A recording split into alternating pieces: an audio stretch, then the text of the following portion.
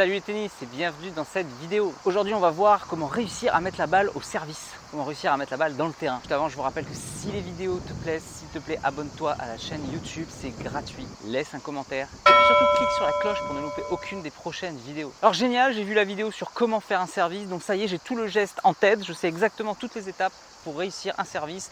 Malheureusement il existe un problème, c'est que je ne mets pas la balle dans le terrain. Comment est-ce que je dois faire pour mettre cette balle dans le terrain? Comment être régulier au service? La première chose que vous devez vous dire, c'est que déjà, c'est dans la tête. Si vous croyez que vous allez la mettre, vous allez réussir à la mettre. Si vous pensez déjà de base que de toute façon, vous ne la mettrez pas, eh bien, il y a de grandes chances qu'elle ne rentre pas. Donc déjà, avant tout, vérifiez vos croyances limitantes. Donc au moment de servir, vérifiez que vous êtes bien OK pour mettre la balle dans le terrain. Donc c'est vraiment un truc qui a l'air tout bête, mais pourtant, combien de joueurs sont capables de mettre la balle dans le terrain, mais mentalement se disent « Ah non, moi je vais la mettre faute » et font la faute. Inversement, il y a des joueurs qui ont un service très mauvais, ils ont une technique vraiment très moche et pourtant ils arrivent à mettre la balle à chaque fois dans le terrain. Donc première étape, vérifiez vos croyances. Alors ensuite, deuxième étape et probablement la plus importante pour réussir son service. Tout est… Alors je vous livre le secret direct, voilà, pas de chichi. Il suffit de jouer du poignet. En gros, vous allez beau avoir la plus mauvaise technique du monde, si au moment de l'impact, la raquette est bien positionnée comme il faut et que vous frappiez la balle comme il faut avec le poignet, la balle ira dans le terrain. Toute la gestuelle qu'on apprend, c'est simplement pour gagner en puissance, faire un service ultra puissant et avoir un service constant. Vraiment, à long terme, ça va nous aider à progresser. Mais en vrai, sans aucune technique, si vous faites juste ça, la balle ira dans le terrain. Donc la première chose, si vous voulez mettre la balle dans le terrain, c'est de travailler votre poignet et votre sensation ici. A l'inverse, je connais beaucoup de joueurs qui ont une technique quasiment parfaite au niveau de la gestuelle, sauf l'impact. Au niveau de l'impact, ils ne savent pas du tout ce qui se passe. Du coup, ils frappent un peu au hasard et la balle va n'importe où. Du coup, ils ont une technique quasi parfaite, sauf au niveau de l'impact, il n'y a que des doubles fautes et ils ne comprennent pas pourquoi. Alors certes, on peut persister jusqu'à ce que la balle rentre, jusqu'à ce que le geste soit parfait, mais le faire entre guillemets dans l'ignorance, dans l'inconscience, eh ben, c'est un peu le hasard et ça va mettre du temps. Il y a un moyen beaucoup plus rapide de progresser. Donc ce moyen, eh ben, c'est de sentir ce qui se passe dans votre tamis.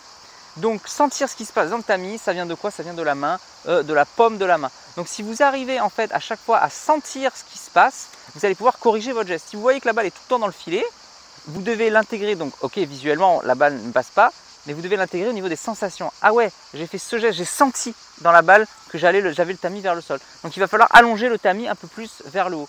Et inversement, la balle qui part toujours loin, eh ben c'est l'inverse, il faut mettre un peu plus de poignet.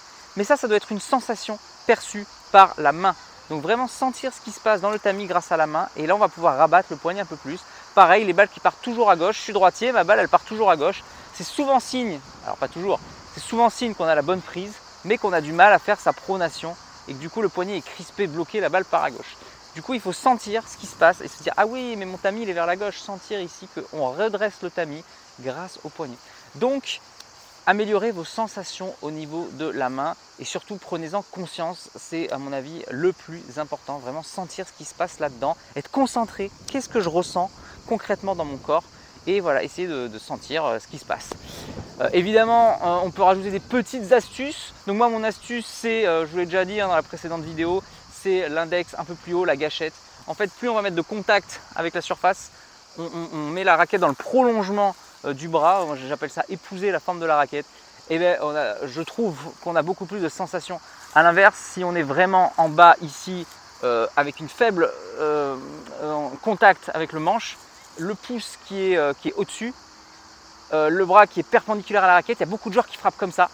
Donc ça ne va pas du tout, ici on ne sent rien. Donc première astuce déjà, moi je vous conseille, c'est votre prise.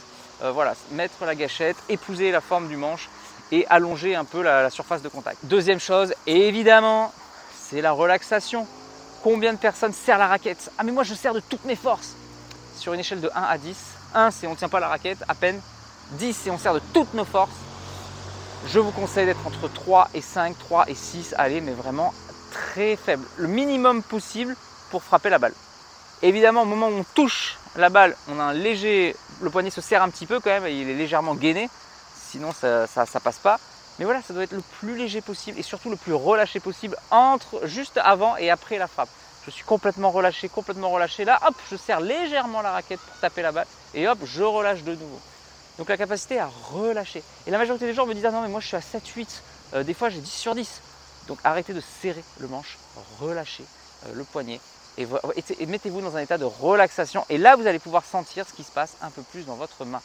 Voilà les conseils basiques pour essayer de sentir. Après, bien sûr, c'est à vous de vous entraîner, de répéter. Comme je l'ai dit, ça vient de la conscience, ça vient de la volonté aussi de le faire. Après, est-ce qu'il existe des exercices pour sentir? Bien sûr, il y en existe plein. Moi, je vous en propose 2. D'ailleurs, si vous avez des exercices, n'hésitez pas à le mettre dans les commentaires. Ça serait super cool. Comme ça, tout le monde pourra en profiter. Donc voilà, si vous avez de l'expérience, partagez-le s'il vous plaît. Ça me ferait super plaisir et tout le monde serait content. Donc voilà les 2 exercices que je vous propose. Le premier exercice que j'aime bien, c'est justement parce qu'on a du mal à sentir le poignet. Et bien, en général, on frappe la balle comme ça. Au moment de l'impact, on est comme ça. Et moi, j'aime pas du tout ça parce qu'on ne contrôle pas trop. Moi, j'aime bien quand justement on frappe la balle au sommet et qu'il y ait cette flexion de poignet. Je trouve ça beaucoup mieux pour sentir ce qui se passe. Donc plutôt que de frapper comme ça et la raquette un peu basse, il faut essayer de frapper en extension complète. Et ça, il y a beaucoup de joueurs débutants qui ont ce problème. Ils frappent la balle, mais le coude est semi-plié, l'épaule est un peu comme ça et du coup, on est là. On n'est pas complètement en haut à frapper la balle en extension. Donc pour travailler cette extension, qui me paraît indispensable pour sentir ce qui se passe, on va travailler contre le grillage. On se met collé au grillage, le pied gauche, si on est droitier, juste devant le grillage. On va lancer la balle pour vraiment qu'elle se lance le plus collé possible au grillage. Et on va essayer de coller la raquette.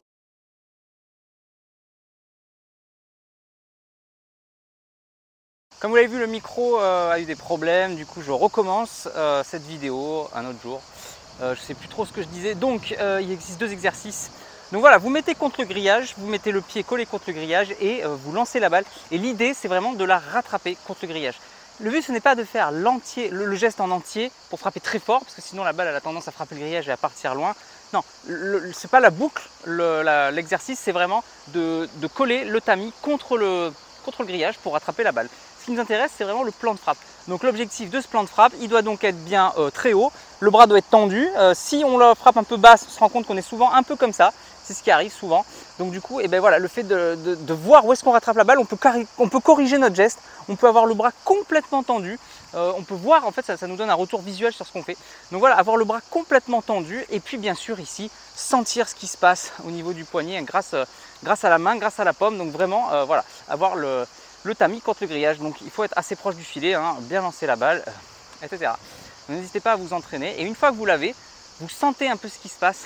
Et bien ça va être plus facile pour sentir la frappe. Vous allez resservir des services, du fond de cours. Et là, vous allez essayer de sentir le contact de la balle. Et vous allez dire, ah oui, effectivement, non, en fait, je suis comme ça. Alors contre le grillage, j'étais comme ça. Et vous allez sentir un peu la différence par contraste. Et l'idée, c'est de retrouver la bonne sensation en haut, ici. Et bien sûr, ensuite, avec la balle, d'exagérer le poignet pour voilà, frapper grâce au poignet, grâce à l'avant-bras, parce que la raquette puisse traverser la balle. Donc voilà pour le premier exercice. Deuxième exercice, et ben du coup, on se place carré de service, dans le carré de service même, voilà, au milieu du carré de service. Et on doit servir dans le carré de service opposé. L'objectif, alors bien sûr, il faut mettre la balle dans le carré de service, d'accord. Déjà, ce n'est pas si facile, hein. Au début, comme on n'a pas l'habitude, on a le même geste, notre balle part super loin. Donc déjà, le fait de s'adapter, c'est pas forcément facile tout de suite. Une fois qu'on arrive à mettre la balle dans le carré de service, et ben l'idée, c'est bien sûr de le faire cette fois avec le bon geste, d'accord, la bonne boucle. Et surtout, la frappe en extension, avec une flexion du poignet. Ce qu'il ne faut pas, c'est ça. Essayer de sentir qu'il ne faut pas la mettre dedans en faisant comme ça avec le poignet ici en arrière et juste la poser. Non, l'idée c'est vraiment de la mettre dedans mais avec l'extension complète et la flexion du poignet. Donc une fois qu'on y arrive à faire ça, et ben du coup on peut reculer petit à petit. Donc vous mettez le critère que vous voulez, hein. Moi j'aime bien le critère, il faut mettre 5 balles d'affilée, voilà, dans le terrain pour pouvoir reculer. Vous pouvez mettre 10 balles d'affilée si vous voulez, 3 balles d'affilée, voilà, c'est vous qui voyez. Mais moi j'aime bien un nombre d'affilée parce que oui, si je dis il faut en mettre 10 balles dans le terrain, bah, ça se trouve j'en ai loupé 100, 200 et finalement au bout d'un moment j'en ai réussi à mettre 10, ça n'a pas trop d'intérêt. Donc 5 d'affilée, c'est quand même un bon chiffre pour pouvoir se dire voilà, là quand même j'ai du contrôle, j'ai de la maîtrise. Si vous êtes perfectionniste, vous pouvez mettre 10 d'affilée. Mais bon, si vous en mettez déjà 8 sur 10, c'est déjà quand même pas mal. Donc voilà, le 5 sur 5 me paraît pas mal. Donc 5 balles d'affilée, vous pouvez reculer d'1 mètre. Vous pouvez ensuite reculer terrain intermédiaire et toujours la même chose. On essaye de mettre la balle dans le carré de service en sentant vraiment ce qui se passe au niveau de la paume, de l'avant-bras, de la paume, ouais, de la main. Et voilà, on essaie de fléchir, bras tendus.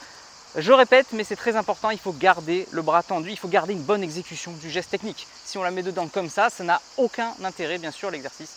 Donc vous reculez petit à petit jusqu'au fond de cours. Et normalement, lorsque vous êtes au fond de cours et que vous en mettez 5 d'affilée, et bien ça y est, bravo, vous avez réussi, vous sentez ce qui se passe. En général, on a tous un endroit où on bloque, d'accord?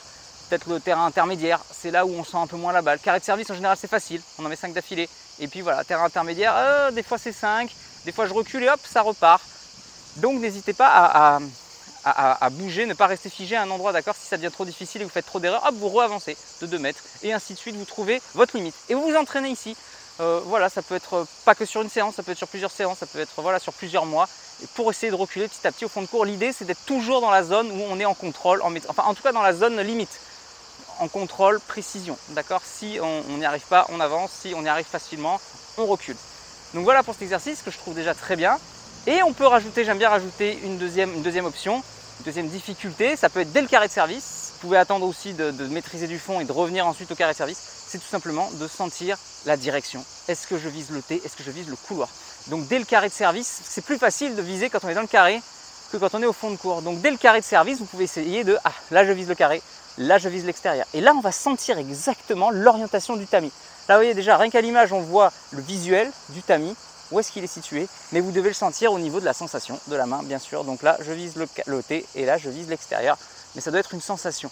Et petit à petit, quand on y arrive à chaque fois, et bah du coup on recule et ainsi de suite. Tac, je vise le T, je vise l'extérieur, je recule, je vise le T, je vise l'extérieur. Tant que j'ai de la réussite, je recule et dès que j'y arrive plus, et ben je me concentre sur cette zone là où je cale et je m'entraîne, je m'entraîne, je m'entraîne. Il faut faire 1000 services. Voilà, des fois il faut longtemps avant de réussir. Hein. Ne dites pas, oh bah ça y est, en 10 balles j'ai pas réussi, c'est que je suis nul, j'abandonne. Eh non, ça marche pas comme ça. J'en ai fait des millions et des millions de services avant de le maîtriser, donc ne vous inquiétez pas. Si vous y arrivez très vite, tant mieux pour vous. Cette vidéo n'aura pas été inutile.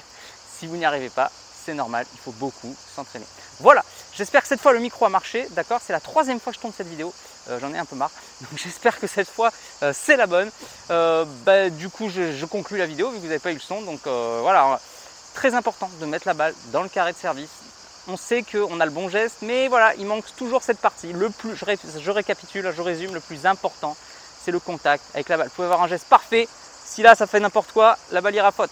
A l'inverse, vous pouvez avoir un geste dégueulasse, si au moment de l'impact, le contact est bon, la balle ira dans le terrain. Donc travaillez votre contact, c'est l'objet de cette vidéo, d'accord? Et puis bien sûr, hein, tout l'objectif du service, c'est pour gagner en puissance et en régularité à long terme. Donc travaillez sur les 2 aspects de votre service, c'est très important. J'espère avoir répondu à cette vidéo. On m'a demandé dans les commentaires de faire une même vidéo sur le service kické. En fait, le service kické, il n'y a pas beaucoup de choses plus à dire, hein, si ce n'est le contact justement avec la balle. On doit travailler de gauche à droite. Donc j'essaierai de refaire une vidéo, mais voilà, il n'y a pas besoin de dire grand chose. Il faut réécouter la vidéo sur le service. Déjà, je dis pas mal de choses. Donc voilà, si j'ai le temps, je ferai la vidéo sur le service kické. Il n'y a pas de souci. Bon, et ben moi je vous dis à la prochaine pour une prochaine vidéo. En attendant, n'oubliez pas, allez jouer au tennis, mettez des services dans le terrain, progressez et surtout, faites-vous plaisir. Ciao.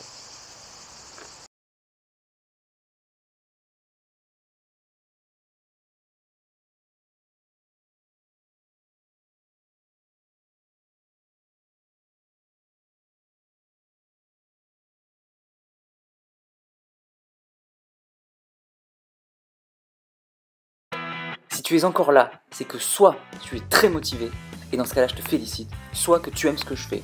Dans tous les cas, s'il te plaît, laisse un commentaire pour donner ton opinion et soutiens mon travail, soit en partageant les vidéos, c'est important pour l'algorithme, soit en allant sur Tipeee. Tu peux aller encore plus loin en t'abonnant à ma newsletter où je te donnerai plein de conseils. Rien de plus facile, clique sur le lien dans la description. À bientôt.